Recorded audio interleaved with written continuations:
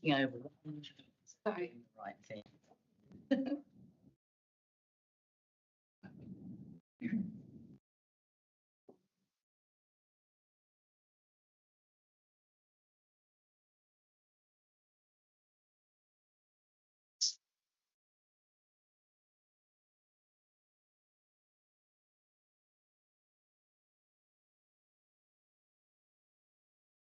Okay. Welcome everybody. A warm welcome to the Community and Culture meeting, 10th March 2026. Welcome to everybody who's here in attendance and also those who are watching along at home. I'm declaring the meeting open at 5 p.m. First of all, I'd like to give an acknowledgement of country. We acknowledge the traditional custodians of the land on which we live, work and play. We pay our respects to Darling country and elders past and present. We recognise a continued connection to these lands and waterways and extend this acknowledgement to the homelands and stories of those who call this place home. We recognise our future leaders and the shared responsibility to care for and protect our place and people. Now, this meeting is recorded, and I'd like to remind councillors and all those present that this meeting is being live streamed, and your image and what you say may be broadcast live to the public, so please be mindful of your actions and your comments. You should avoid making statements that might defame or offend. Note that a recording of this meeting will be retained online in council's archives. Please turn off your mobile phones or switch to silent, and filming and photography are not permitted in the meeting, and anybody observed to be filming the meeting may be asked to leave. Thank you. Have received an apology from McKenna, who is unable to attend tonight. Are any other apologies at all? So just Mayor McKenna, thank you. And I'd like to now just go through disclosures of interest and ask any committee members to disclose any conflicts of interest they may have in regard to the items on tonight's agenda. I am actually, firstly for myself, I am going to declare a non-significant, non-pecuniary in relation to the 2.1, the presentation by the Director of the Art House. The reason I'm doing this is for transparency reasons, because I am a councillor appointee and I'm a member of the Art House board, but I will remain in the room because clearly we're having a presentation, and if I do have a question, I will feel free to ask it. So thank you. So going through everybody else, Councillor McQuaid. No conflicts, Chair. Councillor Daniels. Councillor McNamara. Nothing to declare. Councillor Walsh. Nothing to declare. Councillor McGregor. No conflicts, Chair. I do like to just check with others who I know are here as non-voting members tonight, but Councillor Neal, have you got anything? Nothing declared. Councillor Smith. Chair, I'll declare less than significant non-pecuniary on 2.3. That's our visit, as I am president of the Gosford Sister City Association, a not-for-profit that doesn't have a direct role, I believe, in that item, but has an interest. I'll also declare non-significant non-pecuniary, and I don't know that I need to, but just draft program since organisations I've been involved with have received trans at different times, but I just do that for the abundance. Thank you. Declared. Thank you. Sorry. And non-significant. Similar reasons. So it's the chair of the Domestic Violence Committee, which has received grants. Okay, thank you. So we need to get those up here on the board. We can have those. You can just go out late with that. Record. Okay, all good. Now we need to make sure I'm in the right place. That's good. Thank you. So confirmation of the minutes, that would be the minutes of the last meeting. Oh my goodness, when was that? November. No, November meeting. So do I have a mover for the recommendation to adopt those minutes? Councillor Walsh, who do I see first? Councillor McGregor, seconded. All those in favour of adopting the minutes and confirming them? Unanimous, thank you. Okay. So looking at what's on the agenda tonight, we will go through items to be resolved by exception. So if there's any items that we feel we can just resolve by exception, we can sort that out now. So the art house is obviously a presentation, so that's obviously doesn't need to be dealt with in here. 2.2 Central Coast Affordable and Alternative Housing Strategy Update. Do we want to discuss that, or is that through by exception? What do people want to do? An update, This is an update. standing item. So is it going through by exception? I gather from that. Okay, tick. The next one is 2.3 Central Coast Sister City Edogawa Japan delegation visit. People want to do with this? Speak to it, not speak to it, discuss it? Please, no?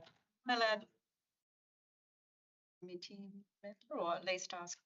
I can leave that. Yes. I can leave that to the council out of session. We can. Yeah, so we will, okay, so we'll do 2.4, the draft community grants program, policy and supporting guidelines out. This is the outcome of the public exhibition.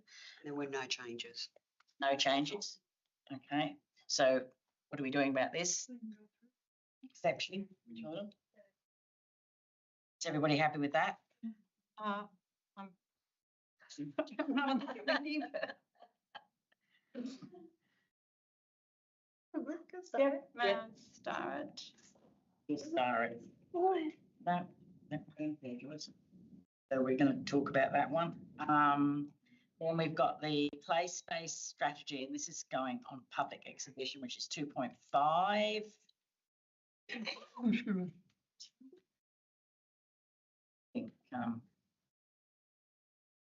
I think I would like to at least have that discussed a little bit. So tick that one. The Woi Woi foreshore master plan outcomes for public exhibition. I think There is a someone. Yes. There's a presentation on that Presentation one. anyway, so We need some direction. so that one. And the last one on the agenda is 2.7 council support for community capacity and emergency preparedness. 2.7. Anybody want this? Yes. Okay. Back to the affordable housing one again. Did you say it was just a report? There wasn't action items or anything in it? Sounded like it was. Thought you said it was just an update, but There is.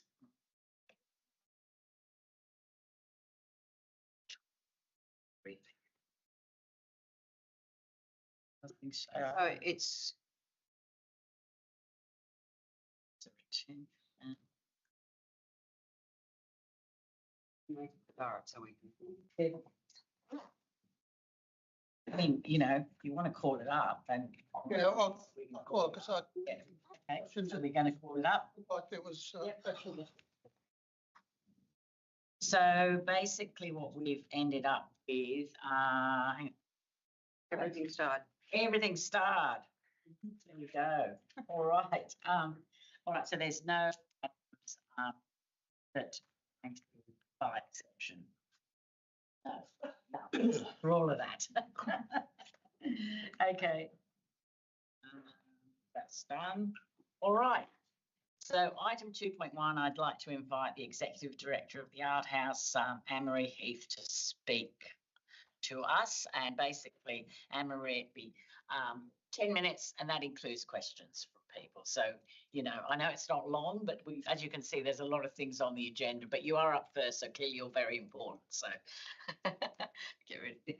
Hi everyone, and it's lovely to be here. I thought I'd just quickly give you a little bit of who I am, because I feel like often, you know, you don't get to know the person behind the name and that. I've been in the arts for over 30 years. I've managed theatre companies all over Australia. To give you some examples of that, I've been also a producer at Melbourne Comedy Festival, venues in Melbourne. I was general manager at Wagga. I've worked in that regional local government environment. I've been at Marigong Theatre Company, which is down at Wollongong. I was the CEO at City Recital Hall for about 7 years. So concert for quite a while there.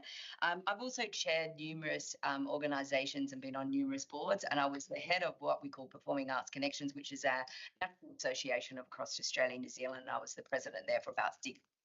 So I'm kind of, you know, got a grey hair coming out from being in my world and that. Just to kick off a little bit, I thought I would just let you know.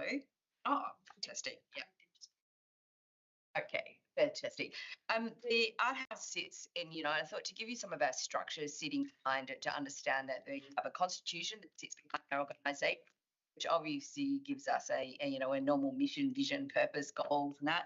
We have a strategically plan that sits out for 3 to 4 years, 4 years at the moment. So there is quite strong kind of documentation that sits behind our organisation. You know, as an arts organisation, turned 10 years this year, which is amazing that the art house is kind of ticking over 10 years in the sense of the time.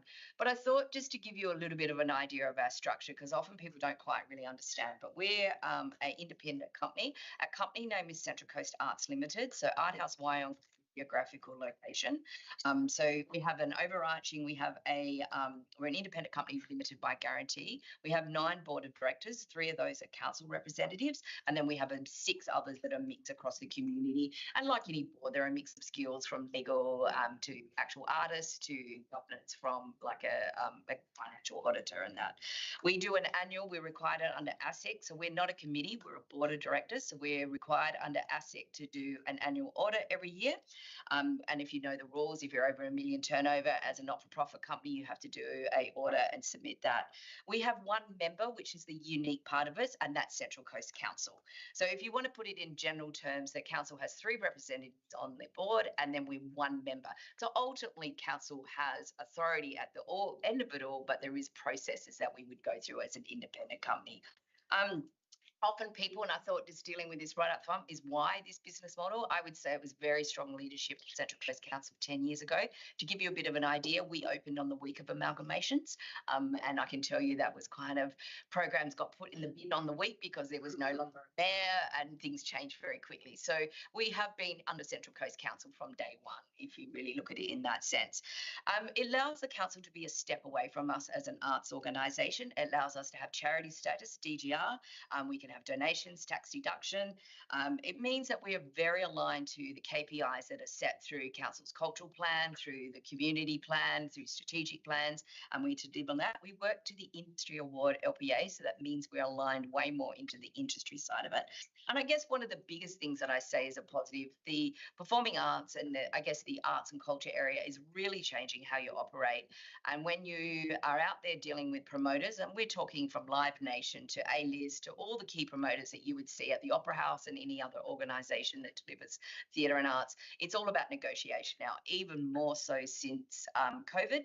And what I'm meaning is it's not fixed, you know, and it's an issue that local government are going to run into a lot into the future because promoters and different people aren't about fixed fees and charges anymore. So it allows us to be in those conversations, to be negotiable, which means simply we get a show come to Central Coast that may not have come because they'd be like, I can't work with them. It's a fixed venue hire, a fixed relationship and that. Our turnover is around $3.4 million and we're generating about 3 times that against our income, against a subsidy that comes through.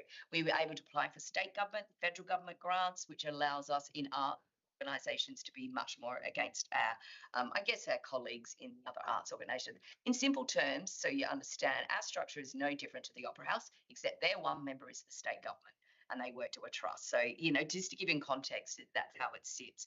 I'm not going to go through this, but it's just a gentle reminder why arts is important, why the Art House is. I mean, to give you an example tonight, we've got 500 people on a Tuesday night in there seeing a show. I guarantee at this time Sorry? And tomorrow night. And tomorrow night, yes, totally. You're probably lining up for one of the shows yourself. But if you walked out, probably in about 3/4 an hour, I guarantee the pub up the road will be full, Motel Betso, all those other places, and on a Tuesday night. So, we are really conscious how much we're playing in that nighttime economy and what that means, like I said, on a Tuesday night. The idea of that, being a destination to have really quality arts and culture and bringing the best company is, I'm a strong believer that well-being side of it. As I said, this year we turned 10, which, we all have a little bit of a moment on, what does that really mean in the sense of 10 years, how quickly has that gone? I think the biggest contribution that we've made is in that kind of economic impact side of it. And what does that really mean in the sense of generating through kind of restaurants, cafes, and that? I know when I turned up 10 years ago, I remember you couldn't get a coffee in Wyong after 2:00 in the afternoon, and you couldn't go out for dinner unless you went to the pub. So, I look back at that and look at the changes that have gone on. It's really significant. And now that, I guess another thing I just really wanted to highlight, in 2022, we won Performing Arts Centre of the Year. And in our industry, that's a massive deal. You do not win that, 6 years down the track. You win that when you've been around for 20, 30 years. Our team work incredibly excited by that. And, they are talking about how do we get another one, but I'm just like, oh, it's pretty amazing that we kind of in that. I thought to give you a little bit of an idea where we sat in 2025. We had visitation over 100,000 people, a box office income. So this is money that comes through our box office. It doesn't mean it all goes to us, because obviously we hold money in trust. And like tonight, the artist will walk away with so much money out of that. We took 3.3. So one of the things I often say, that's $3.3 million that didn't coming through each year, roughly in 10 years ago. So it is being money is being spent local, and I get really excited by that. And whether that doesn't mean them running off to Sydney to see a show in Newcastle, those opportunities are locally. I think another really key thing is 55% of our local audience are from the Greater Central Coast. People often say to me, people don't travel on the coast. Our data shows the complete opposite. We know that about 25% are in the postcode 2259, but 55% are travelling outside of that. We're starting to do a little bit of work more into the Lake Mac area, because we can see with the developments going up there, and the family audience is a real growth area there. Some of the other big things that happened in the past, we've upgraded our audio system in the last 12 months. We've been able to, and thank you to councillors, been secured to sort our air conditioning out. So if you've ever sat at the theatre, it's never been quite right, but we've been able to sort that. We also have a really strong membership program that we've really developed a really strong loyal audience. Some of the focuses for 2026 are obviously our birthday. We're going to celebrate that in a really positive celebration way. We're going to undertake an economic impact study. We're really conscious of, at 10 years down the track, what we know by our own visual that, there's restaurants and other things around, but what actually does that mean in dollars that we've triggered into the Central Coast community and the economy? So that's a really exciting project we're doing. We're really focusing on those shows that haven't been brought into the Central Coast, and we're also really looking at where we go with our donations program. Obviously, like everyone, looking at where AI sits in your organisation. Sustainability and environment are a big issue in the arts these days, and really, really kind of concentrating on building those stronger community connections. One of the programs I really wanted just to highlight, this is because we are independent, we have what we call the Magic of Theatre donor program. We were successful in getting 15,000 from Bendigo Bank, and we secured about 20,000 from the community last year. What that means is that we're subsidising schools to come in to see shows. We allowed a donor, if they donate over $225, they can select the school. We've had, every granny come out to say, my kids go to this school, can we support that school? It's been a massive, we've really focused on the low socioeconomic schools, and it's been this really, really success in that we invite the donors when we actually at that school comes along. But it's been one of those projects that we kind of secretly, quietly kind of, on the side. We have great aims that we'd like to see every child or every school student on the coast see a show and be part of the arts. But this our Magic of Theatre program has been highly successful, and we can see that it's just going to go from growth to growth. Reductions could be used for that. Sorry? Reductions did you? Oh, we any of the children's and the adult, so teenagers, so like, something like Bell Shakespeare, a secondary school could come to. Every child show that has a curriculum link, we do through there. So thinking some of them, Terrapin Puppet Theatre did a big puppetry show. You put me on the spot, there's heaps of them. Bugalug, I can tell you some of this year. Bugalug's Bump Thief, which is a Tim Winton play. We've got, we're very conscious it has to link to the curriculum outcomes for the schools. It's not, I don't think that's necessary. We do.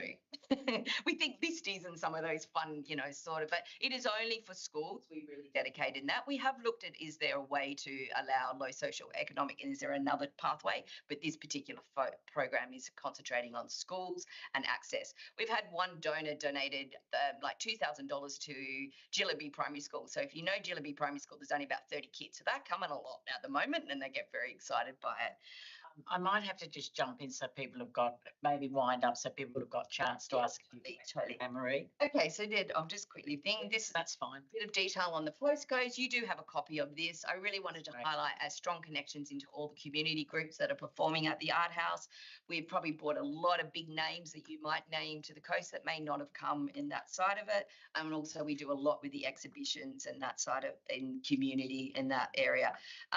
School bookings, as I said, are a massive big area. We probably had over 82 schools across coast engage with us last year. So that's really exciting.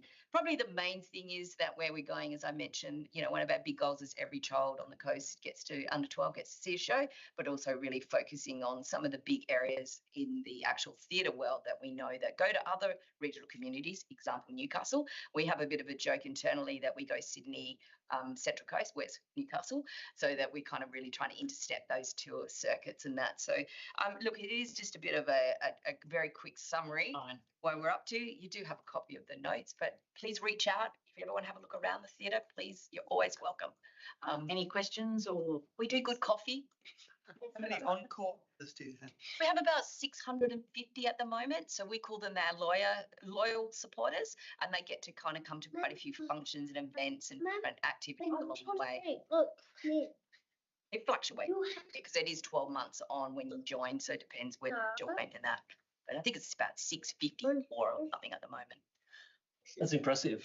I must say, it's a really good art house that you're doing. Load up. Oh. Prior to coming on council, I had no idea about the art house, and I look forward to tomorrow where I'm not wearing it. Oh, you want to keep your tour, right? But is there anything we can do as a council, as a chamber, to help? No, look, I don't think there's anything particular. We're always out there to encourage people to come to the arts and keep arts on the agenda.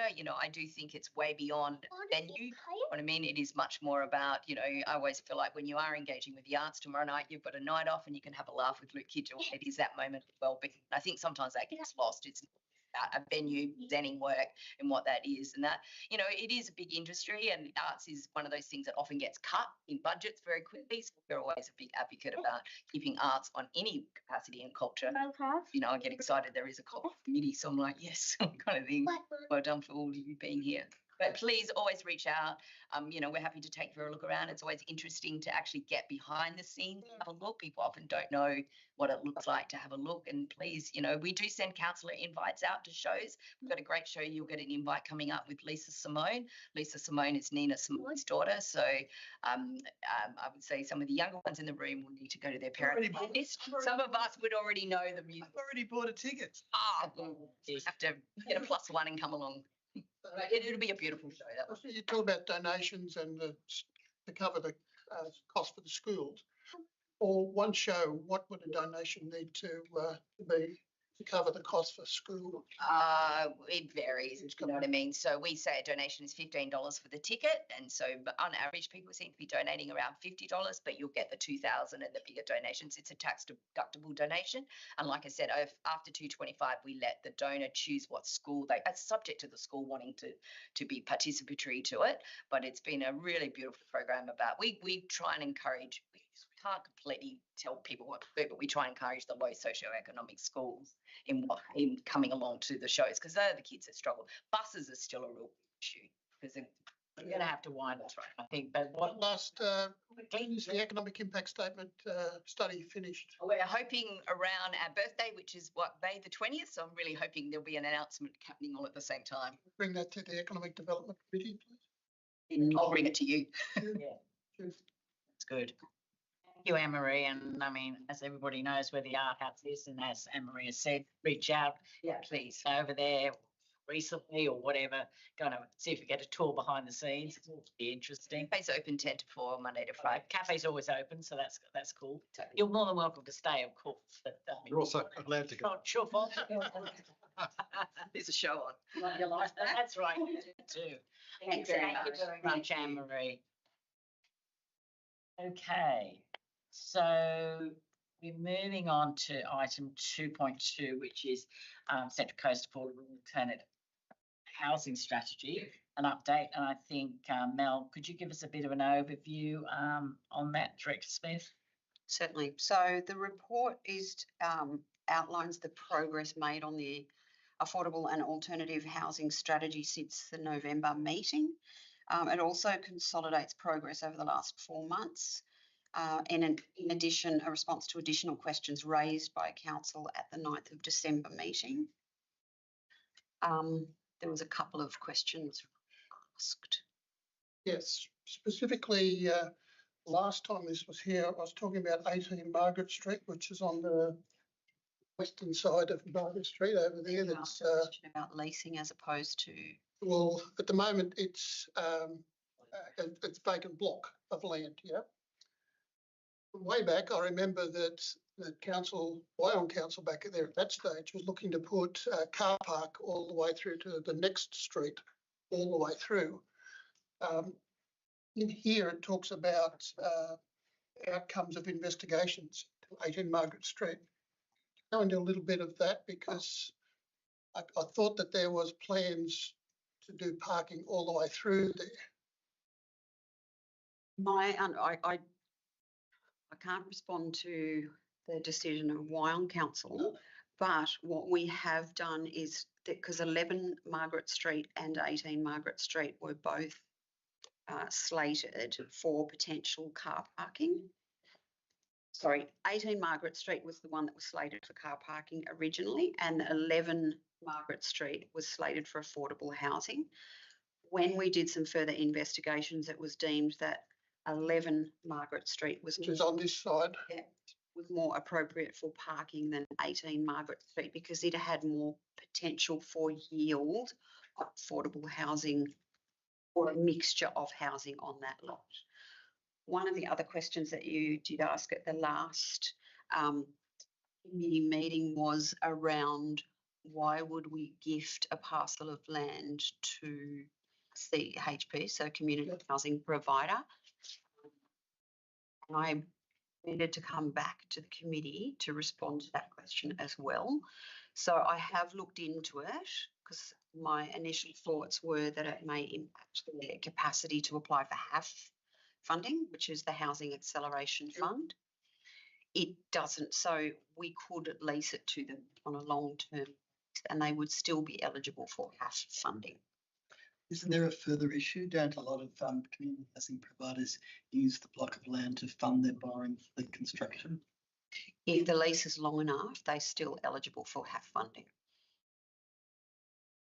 I mean, when they borrow from a bank, the funding from the federal government is limited and quite competitive. They don't always get it. But the general trend of community housing providers is to secure the land, use that as security to borrow money to construct. Often the tier ones have a mix portfolio, so they will have some land holdings and they will have some partnerships, i.e. a lease with a local government authority for a long-term lease on a parcel of land. So, yes, Councillor. I can, thank you, Chair. On 18 Margaret Street, first of all, I know the report said was acquired. Therefore, I'm a bit confused because it said private car parking in section 94 of the contribution funds were used to acquire. Now it says no longer in that plan, but you'd have to repay $330,000 to the fund. Able it to be used, and we don't have that money in the budget. So I'm a bit confused about that, but then it goes on and says, well, it's in the Transport Development Centre, which I agree it is, and you could do something good with it, which I kind of agree too, but presumably we don't own the two sites next to it, 14 and 16. So I don't see quite what you're going to do with a single block in terms of a side development. Besides that, Just uphill. up the hill. 18, have you seen the size of 18 is huge? Same It's not that huge. Margaret Street. It's a large block. 2,300. It's a large block. Spots. So, yes, to Councillor Walsh. Not what it shows on the plan. I can just clarify, councillor, if that's okay. So are you saying affordable housing on that block is not doing something good with it? No, I'm not saying that at all. It sounded like that. I think there are better uses for that block, certainly. Not for 3, so that when the report goes on about 3, I'm happy with 3. In fact, I think it talks about amalgamating that with something in Rankin's Court. Happy with that. I just think that block in the middle of the Wyong CBD and have a better outcome for housing, which is important. Don't see it needs to be right next to council in the civic centre. Why?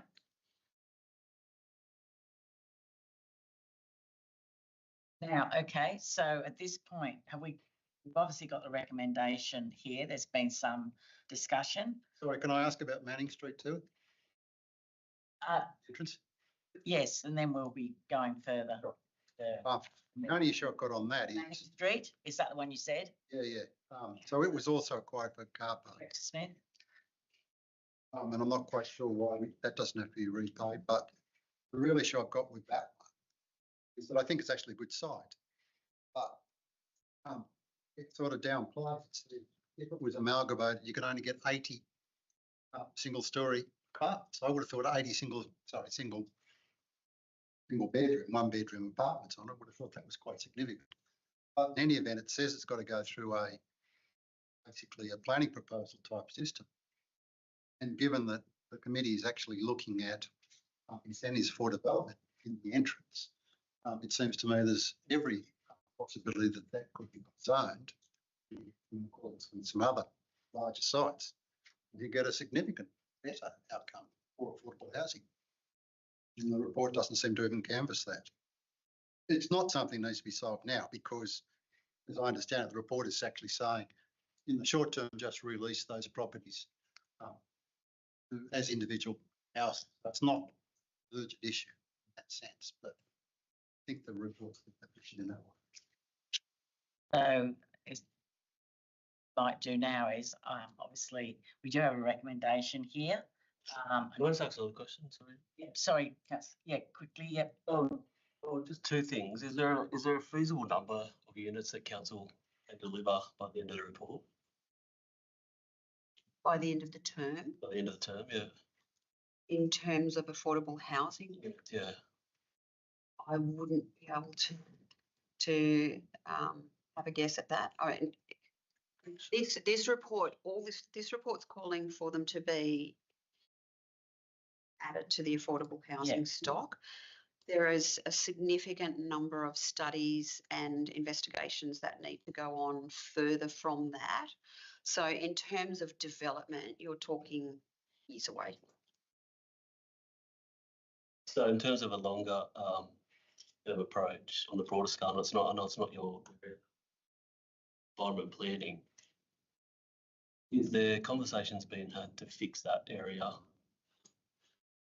For instance, so I recently come into a problem where just mum and dad bought a unit, bought a block of land, and I'm going to knock the house down and build 4 townhouses on. It got knocked back because of the zoning and where it is situated at Ben's Hill. But I don't know if this is particularly useful for this committee. no, I'll just ask it on a broader scale. Is that being talked about to help this strategy and fix up the DAs? Is that Probably more for Wish you could answer. the director in planning and environment. part of it? Is site constraints and development feasibility? So the process for affordable housing from here is the affordable housing lots are identified. Then once council goes through all those investigation studies that we need to undertake, they would get handed over then to the Environment and Planning Directorate for management for the development. I can't answer you in terms of DAs and changing.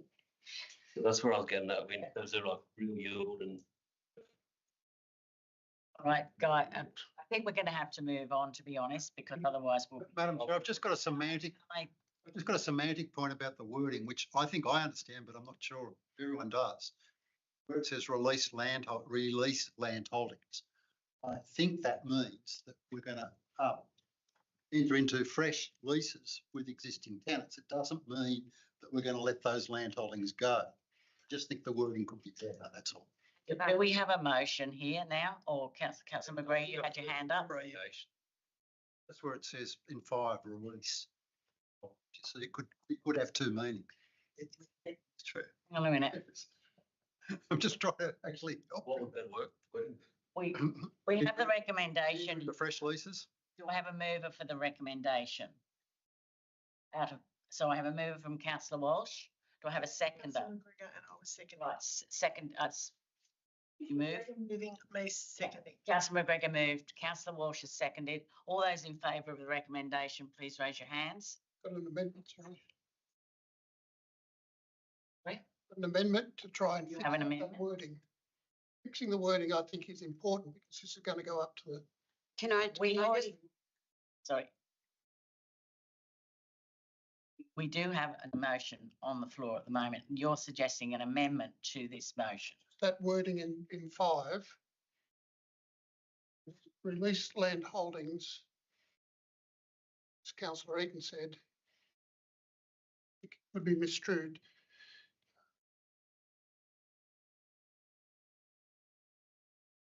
Yeah. Enter into fresh lease. Enter into fresh leases, That language was used is the more pertinent question. probably, yeah. So why Do- would do we know that? Consider that. Do we know why the words release land holdings was actually used, or do you think that they meant something else? I think the intention, I think you're right, the wording could be slightly changed. It could read, endorse the retention of 18 Margaret Street, Wyong as a site for affordable housing. Add land holdings for Manning Road sites and retain. Oh, I think I am meaning here that release the Manning Road sites from the affordable housing stock. Renewing the railway, that's not my interpretation. It's the we read them out again to tenants. It's my understanding. Just need to know whether we have a suitable amendment that I can put to the mover, a seconder. That's all at this stage. I need to let it go through to the council meeting. Clarification. Fix it up then. I suppose we could adopt it and do that anyway. That's another option. All right, so we're not doing this now. If we haven't got an answer, would that be correct? Put it through. Okay, so we'll put it through now, understanding that if you can sort out that wording in the council meeting when it comes up. Thank you. So we've had this moved and seconded the recommendation as it stands.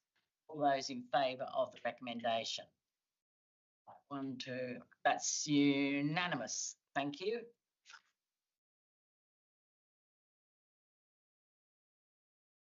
Okay. Item 2.3, Central Coast Sister City Edagoba Japan delegation visit. I have been to Japan, but I haven't been there. Central Coast Sister City Edagoba Japan delegation visit. We have a recommendation here. Director Smith, would you like to speak to the report? Yep. Thank you, Madam Chair. So this report is responding to a question that was raised at the last committee about putting a proposal forward for the proposed visit from Mayor Sito and delegation in the latter part of 2026. Mm-hmm. Okay, so we have the recommendation here. Do I have a mover for this recommendation? Councillor McGregor. Do I have a seconder? Councillor Walsh. All Chair, those. can I just ask some Sure. questions? And I was hoping the committee might consider just some tweaking. I was hoping the recommendation might note that Mayor McKenna has written to Mayor Sito,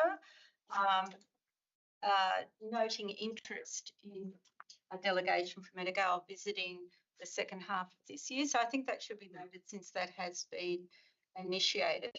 But I will- invite him or just note the interest? Look, it's not strictly an invitation. It's expressed that, and Director can clarify if she wishes, but I think it was along the tone of, we understand your interest in coming. We would welcome a delegation of 3 people in the second half of the year for 3 days, subject to blah, blah, blah. So it wasn't strictly an invitation. It was saying, So there was, yeah, the initial conversation started at the student exchange earlier this year, and last year. And one of the delegates that from Edinburgh that was with them made mention that Mayor Sito was interested I spoke to him. Yeah. this year, and that precipitated a letter from Mayor McKenna saying he was interested, or the council was interested in a delegation visit. So definitely. yeah. So it does seem to be that there is a sticking point in terms of funding a visit from a delegation. So just noting that traditionally, and other councillors who have been on these kind of visits can clarify, of course, or can add in, that generally they would pay for the airfares, and then the hosting council would pay for the time that they are visiting. So I just The think, accommodation. yeah, and the accommodation. So I was just hoping that the committee might consider putting some dollars there, because it's kind of been going around in circles for a little while now, with nobody wanting to actually commit.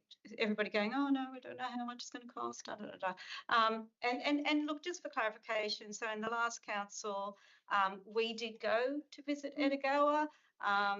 At that time, I think there were 5, and I think we've only indicated 3 delegates from Edinburgh.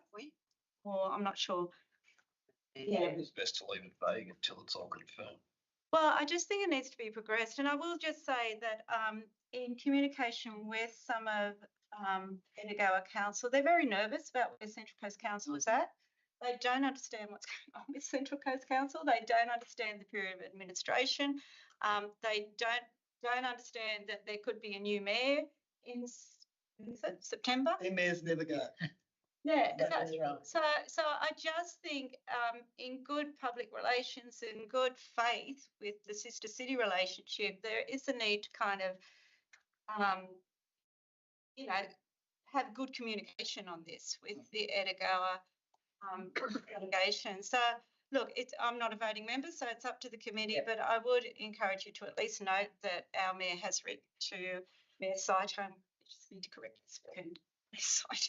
Is anybody willing to, as councillor? I'm not a member, but I will confirm what Councillor Smith has advised. I have been on a delegation some years ago now. I can't even remember which year, it's so long ago.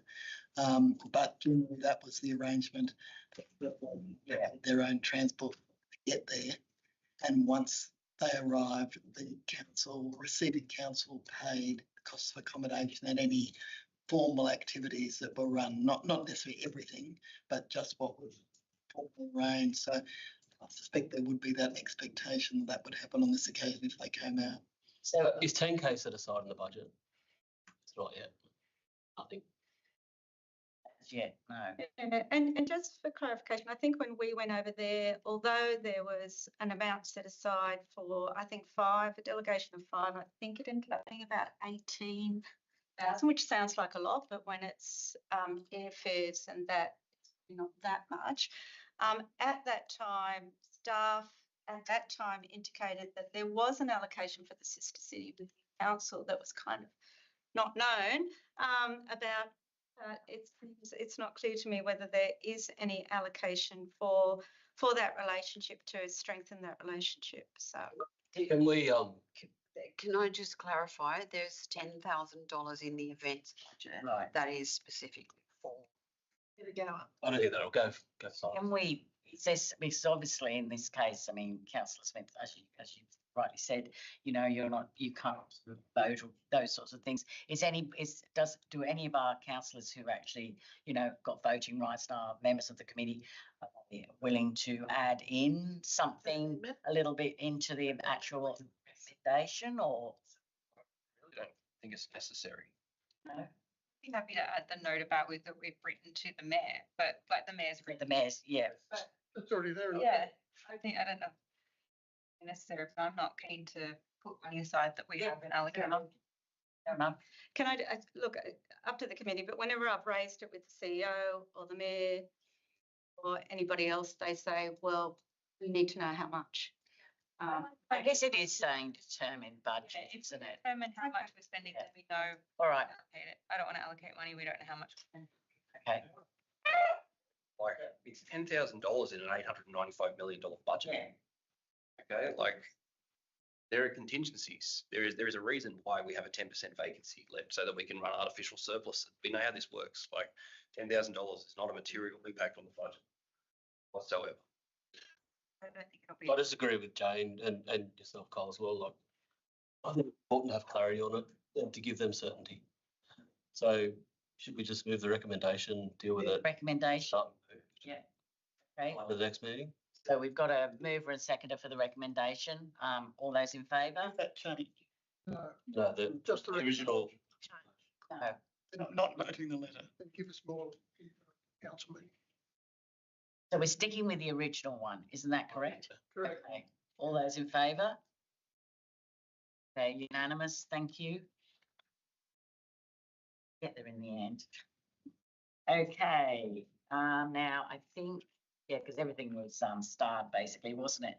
2.4 was the community grants program policy and supporting guidelines, and outcomes of the public exhibition and adoption. Mel, Director Smith, did you want to make a few comments about this before we go any further? So you will recall that the policy was reviewed and went out on public exhibition.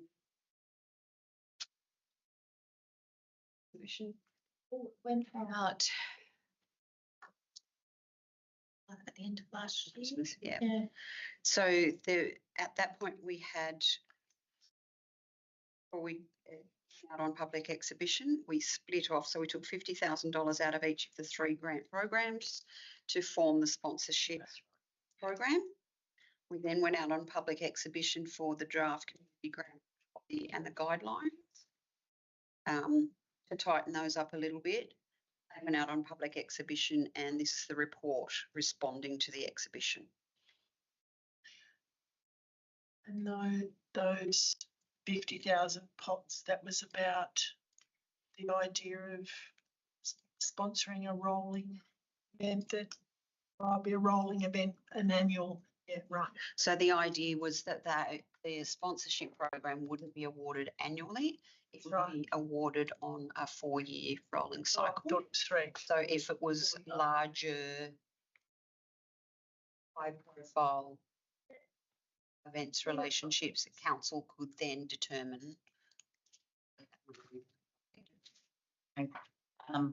Dr. Smith, on that, that also meant that some of the, if you like, the back of house stuff didn't have to be done 4 times. It would be done once. And then obviously there would be things that would need to be done each year, but that it wasn't starting from scratch again. Have I got that correct? Yeah. Right. So it might be things, for example, if you look at where the large activation so the $20,000 once a year grant goes to, if you look at the history behind those, some of those go to things repetitively, like the Oyster Festival. Yeah.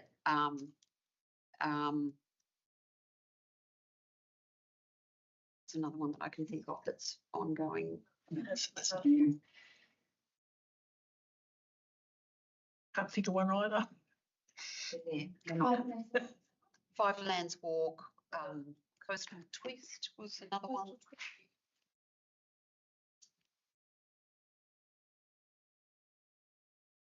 Okay, so basically we've got a recommendation here. Is recommendation. Councillor Daniels and seconded by Councillor McQuaid. All those in favour? Okay, it's not you, well, it is unanimous of those in the room, but Councillor McGregor is out at the moment, everybody, so that's noted. Thank you. So I declare that carried.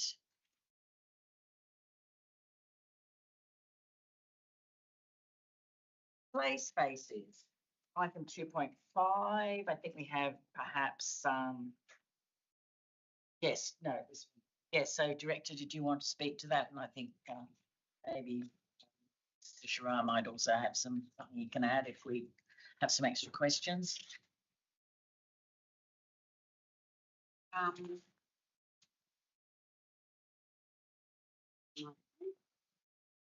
So this is seeking the community's endorsement to go out on exhibition list, noting that there's been an enormous amount of community consultation and community engagement already undertaken to develop the draft play space strategy. Yeah.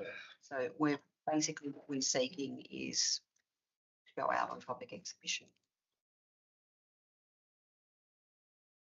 Seconded. By Councillor McGregor, seconded Councillor McQuaid. All those in favour?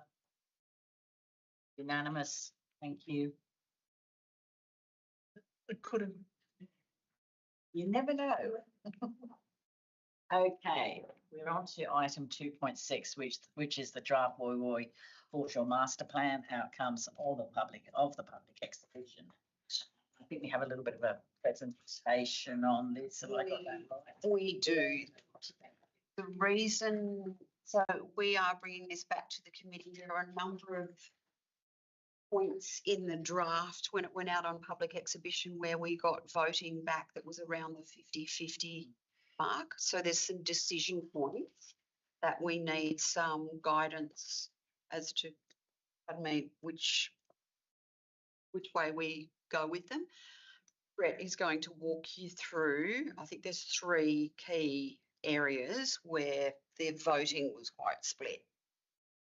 Okay, thank you, councillors. That's right. I think we come to the this committee a couple. What are we going to do? When you want to change it, point it here. Found it. I'll point that way. Yes. Okay. So the after we last come to council, as at the early stages before it even gone out for consultation, the concept design was exhibited for 6 weeks between Monday, the 11th of August through to September. We got 156 online submissions. We received, we've done 2 pop-up sessions at Anderson Park and also at Deepwater Plaza. Based on the feedback in the 156 submissions, we got about 20 odd submissions from people because the first one we knew this were going out to them. They're potentially a little bit controversial because of there's on the site there's 3 boat ramps, 2 on the south or the north facing and 1 north facing, northeast facing boat ramp doesn't have a jetty, it's facing and we knew I missed that because of the cost. okay, and it's actually facing the summer winds are from the northeast. So anyone who's a boater knows you don't want to facing directly in the northeast. That's where your waves come in when you. We knew we'd get some feedback, so I think we got 19 emails because we said if you've got any concerns with it, email us directly. I need 19 emails from people going, well, hang on, why would you be doing boat ramp? So we got some explanation. We'll talk about that in this as well. Based on that, one of the officers who's here went out and ran a public meeting with all the people who emailed him or gave options and said, look, if you want to come talk about this and understand the reasoning behind it. The other thing that is the boat ramp side. There is another issue. So staff met with a local resident regarding the new amenities block. You'll see some photos in here. The Woy Woy amenities blocked right in front of the swimming enclosure. It's about 12 metres wide. And it's right in the path. There's some visuals. We know we need a toilet block there. So we've done some changes. We've reorientated. So the sight lines are much smaller, but it's still going to be there. So they actually went and visited the lady, spoke to who owns it. And the actual visual impact of the new toilet block is less than the old one. But as she said, look, she really does want a toilet block out the front, even though there's one there. So we'll go through that, and we asked the community about their preferences regarding Anderson Park, because there was two options. There was like have a arty thing there or not. And actually the art, so this was the first one. There was two options. It was to have it like a sculpture to come into Woi Woi. There's like, so we haven't designed the sculpture, but they talked about something that actually links to the area. So when you drive in, it's not just a plain park or something. And funny, the voting was almost split perfectly, 52% to 48. The art sculpture was originally marked up like this. The consultants haven't designed an art sculpture. You'd wait for the budget available and then build something that suits the area. Some of the art stuff we're doing at the moment, we're actually building into our play spaces, which are climbing. Like I think you would have seen, we're looking at the Big Eagle and the new Lake Marmora climbing space is going to Possum. It's a sugar glider, I think it is. So it's a climbing structure. So they're building art in the plane. And we were contacted by Bill Anderson's family. That's the name who Anderson Park's named after. And all they wanted to make sure that the little plaque there that says in response of memorial of Bill Anderson will be part there. And when we do any works down there, we would do that. So one of the questions coming to ask, do we want the basic park pretty much as like it is with just some pathways, seats and pergolas, or do we want to go down having sort of an entry area with a sculpture, which is like almost like a living sculpture, something you can sit on, climb on, something like you see down in the Darling Harbour area. It's not something just crazy arty that doesn't make any sense. Second one, so this is the toilet block. This is the current toilet block here, 11 and a half metres long. This is the lady's house who predominantly looks that would be affected. Across here, it's 4 metres, 4.5 metres, but it's only 3 metres wide because the other metre and a half is an exposed, so you can see straight through. So currently she's affected by that much. It'll be a smaller effect, but it is effect. The options really are, I'll go through the thing. They start with the resident. They weren't real happy about having one there. They've already got one there. You're the only objective. Yes, because this person goes from having one right in front and nothing at all, and by the time you get here, it's very little impact. So that was the only person that made any comment about the toilet block. Alternate locations are looked at on site, pretty much put it exactly where it is, but it's massive impact on the when you get to see the designs for the what's going to be built there. It affects the disability access because part of the $1 million grant we got to upgrade this required disability access to the water. So we have to have ramps that actually go around. We're reclaiming into there a bit to actually allow that full disability access. The options really are we either put it there or we don't have a toilet block there. Yes.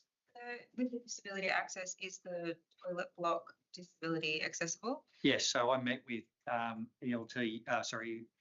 Hotel Sick Committee to talk about this, and it was decided that the toilet block will include the full accessibility, so people can shower and everything on site. Like a change? Yeah. Yep, that was. There's no interdisability. So there's 3 toilet blocks. The C toilet block, I'm not the minister for toilet blocks, but the C toilet block is the biggest one, which includes all the requirements for disability access. It does have very high usage. So there's a lot of local. Yeah, that area. I'd say once this is when you see what's going to happen, it will get a lot of high use because the water quality is quite good. It's the access to the water that's the problem. So the recommendation that we've with is that that's where the toilet block goes. Is there some screening in front of it? I mean, I know the resident won't want a whole lot of trees there either, but is there a little bit of screening? If there's actually a tree already right there. Yeah, that will be retained. Yes. Yeah. Okay. So part of this design was to try not to affect any of those big taxodian trees. We're going to be doing some work, but those taxodian trees have caused all sorts of grief because they send roots upwards. It's one of the that's why we had to do so much work on the play space there because their roots were coming up out of. And Park was a Yeah, do on Pelican Park was as a result of the, So that's the intended look of it. If we put the toilet block there, you've got the access ramp down to bring you to this level, and this ramp will bring you to the water. So that's, so the toilet block was the second one. I'll try to do it quicker. So when we got the responses for this, there was very balanced voting, which was 76-61, but in neither option did they have retaining this.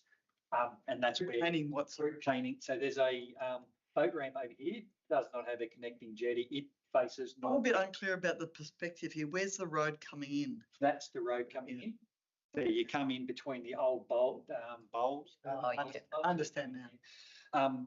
So what the idea was for the long-term master plan, when I'll talk about it, was to relocate to a third boat ramp there and look at pretty much the feedback was separating the two uses, the boat usage, and try and get all the boat ramps and the boat parking over this side, and over this side would be the greater park users.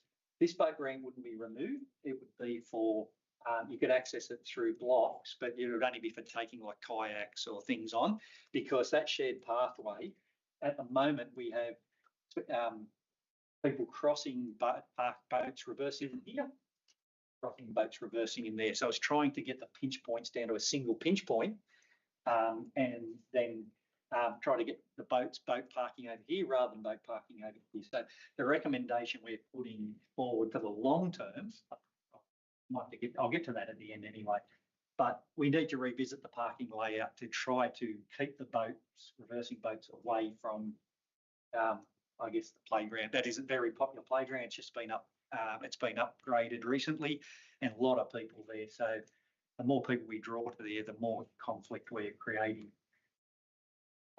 So what the idea was is to bring it over here, and I'll give you a picture on the next one as an example. We'll bring what over here? The boat ramp, sorry, the extra boat ramp to take it away from here. This is actually. So you retain both boat ramps but have them next to each other? Yes. So can you use them with two different boats if they're right next to each other? Yes, you can do it all the time. And I'll show you a really popular one that's in the next photo as an example, is down at the Hawkesbury River.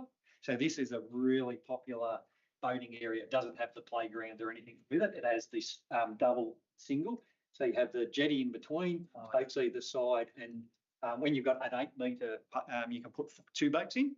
And when you've got a 4 metre one, you can put both. So this one is extremely popular, used all the time. If I go back to this one, boat person, I've got a boat, and in summer you don't want to be trying to load boat in the late afternoon. So your nor'easter wind comes this way, so your waves based here, those boat ramps are shielded from the northeast wind. Just across from there is the island. I don't know the name of the island. So to bring your boat in, you've got to come around this way, and it actually shields you from the northeast winds. It pretty much shields you from most winds in there. Very sheltered, water's deeper. This is very, very shallow takeoff water. It doesn't get deep very quick. But Brett, did you say there were 3 boat ramps to start and you were taking them? There's currently, there's currently the twin boat ramp here already. Oh, okay, you're calling that 2 and the other. So that's 2 there. That's 8 metres wide. So that's already used by, can be used with 2. I thought you meant 3 locations. No. So currently, Brent, on that northeast side, isn't it? Big pardon? Currently on that northeast side, are there newbies that use it? It depends who you talk to. If you talk to anyone who knows it, they say they either don't use it or they'll only use it if that one's. The main controversy is that it's an extremely busy area. Yeah. And even though that ramp is not ideal, sometimes it's so busy that people can't get off the boat ramp, so they will use that one.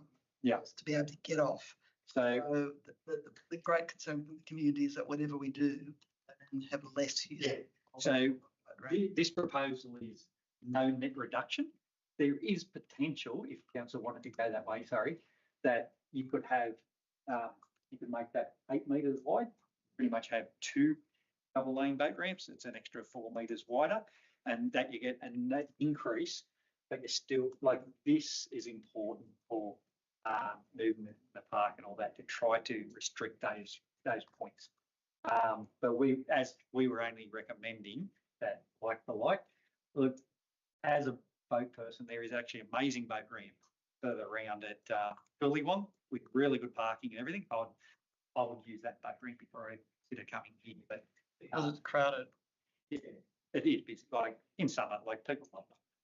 But isn't the big issue here is that you've got all this sort of playground, you've got the barbecues, you've got the toilet block. Like you can sort of have the whole family gather around, extended family. Someone goes off in a boat, the barbecue, and that's why that's really attractive. It is. Co-locating of assets always. We make a right for our own back by making it so good. Maybe if we had I don't think we should complain about it. Okay, so So Brett, just for the one that is not going to be used anymore, other than for kayaking. So what will that just be? Have bollards or something? Across yeah, it? Correct. we'd be running sandstone blocks across the front of it as a block. Yeah. So will we still have the? I mean, we'd still have the road and the parking going right up to it though for people with kayaks. Because that would be turning that into normal car parking, and would see how much car parking would get off the normal parking. So you can have your kayak on your roof and bring it in. You just don't have that full trailer parking. So the actual recommendation that we're putting forward, is a little bit different to what we actually went out with, because it's come back and said we need to get more car parking west where all the boat ramps are, because so you're not getting the cars dropping the boats off, driving around through the playground, doing a U-turn down in front of the other boat ramp and pulling in there. It's try to separate the two car parks. So what we come to council with is, I guess, this is staff's opinion, but when you get 52 to 48%, that's a bit hard. So that's why I want to come to you is we would like to consider option 2 as the preferred option for the Anderson Park, and that is to have some sort of sculpture in it. And this is a master plan. This is not going to be built just today or tomorrow. Where we are doing the swimming enclosure in the next 12 months. We'll do the swim enclosure toilet block in that period, but this will be a stepped approach. Would be to have some sort of artwork, like usable artwork in there as part of the option, rather than grass park with not much. Retaining the toilet block where we're proposed in this report, and then would be supporting the concept of upgrade the western boat ramp to 3 lanes, close the eastern boat ramp after the western boat ramp's upgraded, and then revisit the car park layout to support upgrading of the western boat ramp by putting all of the boat parking to the west. And then after that would be a final offshore master plans presented to council. So what we have to do once we get the direction, we'll go back to the designers and say, yep, go forward with this, this and this. They'll give us a full draft master plan ready to present to council. We can come to council, and I don't know the process, if it's I'd step the master plan as it is, or whether that master plan still needs to go on present. Right. With the toilet scenario at the swimming enclosure, because you mentioned that was the plan is for the swimming enclosure to be sorted out basically this financial year coming, or after June, or where are we heading? It will be all built at once. Okay. Right.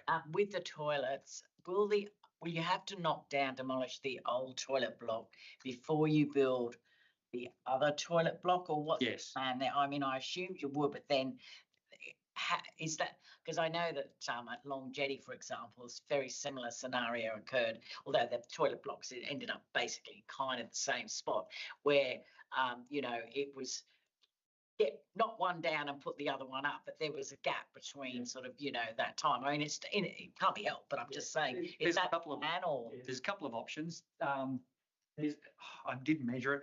Can you think off the top of it, how far was it as a walking distance to the Woy Woy Stadium? It's like 250, I think it's like 250 to 300 metres to walk from the waterfront to Woy Woy Stadium, where there's actually a toilet open. Know where that is, yeah.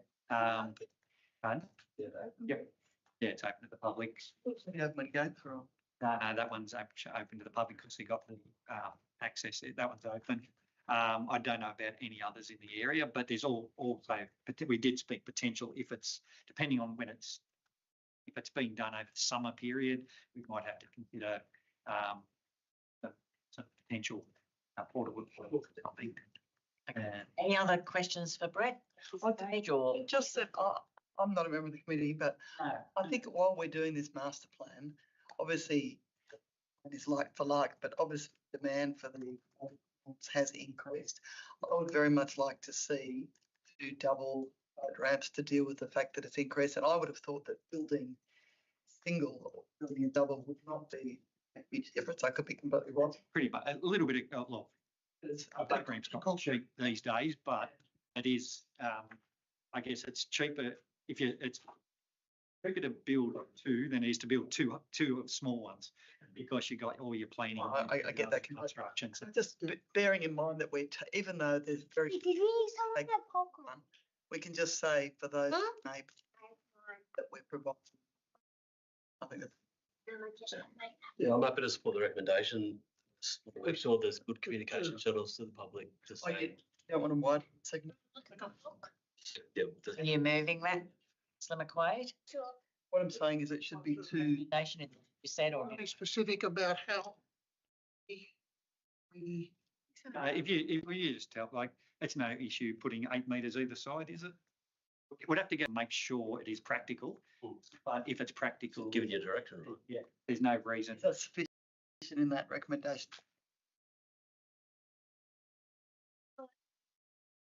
Where it says 3 lanes, and you maybe put a comma, 4 lanes if practical. Yeah. Is there a significant maintenance cost to? Normally with boat ramps, it's not a lot because they're like a solid piece of concrete. Once they're there, we clean them, I think, 3 times a year. Right. And it's just a tractor with a big brush on it. He just reverses back, scrubs the thing on. Not a bad. Point A amended, or potentially amended. It's now got Western Boat Ramp, upgrade to 3 lanes, 4 lanes if practical. Is that what you're getting at? I'm happy to move that. Yeah, so you move recommendation. seconded. Right, Councillor McQuaid, seconded Councillor McGregor. What I'll say, McGregor. Oh, you will. All those in favour? We're unanimous. Thank you. It's one more to go. What? I had all the fishers chasing me down and phoning me. Really? The boning gloves? Oh, hang on, yes, all right. Item 2.7, council support for capacity emergency preparedness. It's actually the recommendation asking receive and notes the report. Anybody happy to move that way? Councillor McQuaid, do we have a seconder? McGregor, great, McQuaid and McGregor, all those in favour? Unanimous, thank you.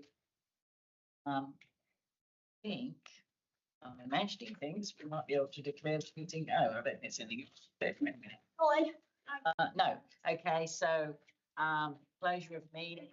Next meeting will be held at 5 o'clock on Tuesday, the 12th of May. God, the year's going by, isn't it? Here at the White Building, declaring the meeting closed at 6:12 p.m. Thanks everybody. Well done. Thank you everybody for watching. Great sharing. Oh, it was brilliant, wasn't it?